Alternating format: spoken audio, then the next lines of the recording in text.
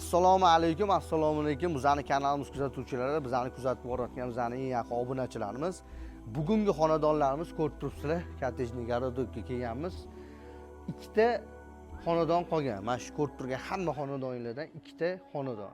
Aka-ukalarga, lekin vaqti zo'r variant deb o'ylayman.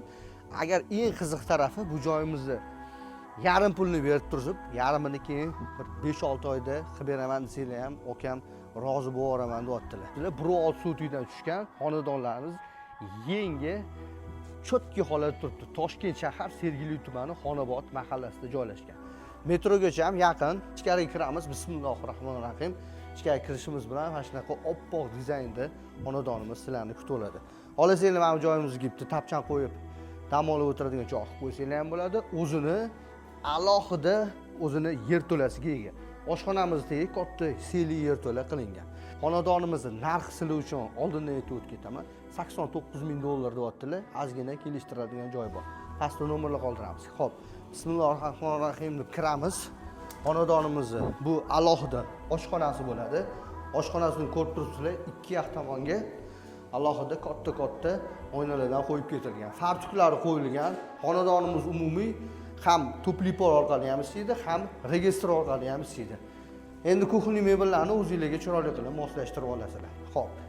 Bu birinchi oshxonamiz bo'ldi. Endi asosiy xonadonimizga kiramiz. Kirishimiz bilan sizlarni xuddi shunaqa chiroyli, uzun koridor kutib oladi. Ko'rib turibsizlar, xonama ketma-ketligi joylashgan.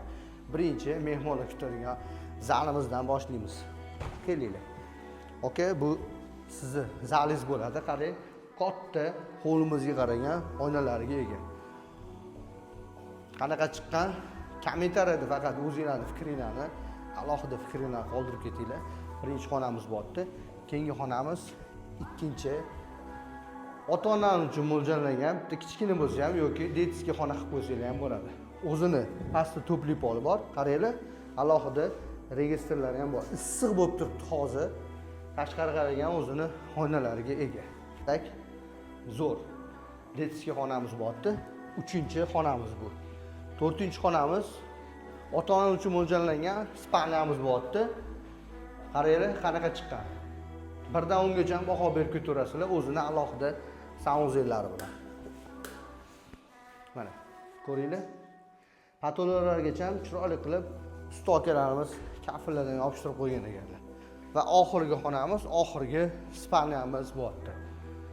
Bu yerda ham xuddi shunaqa. Havo aylantirish uchun orqa tarafga kichkina bo'lsa ham mana qaranglar, joy tashlab ketishgan ekan.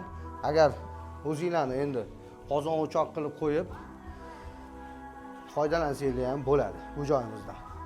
Bu xonadonimizni har bitta xonasiga alohida tepasiga vitishga konditsionerlar uchun joylar ham tashlab ketilgan. Oxirgi xonadonimizni общий saunzelini ko'rsanglar bo'ladi. Narxini aytib o'tib ketdim sizlar uchun. Narxi $89,000. Pastda nomerlar qoldiramiz. Bizlar bilan bog'lansanglar, chiroyli baraka qilsanglar bo'ladi. O'zingizlarni ehtiyot qilinglar. Kanalga a'zo bo'linglar. Like bosinglar chiqmas.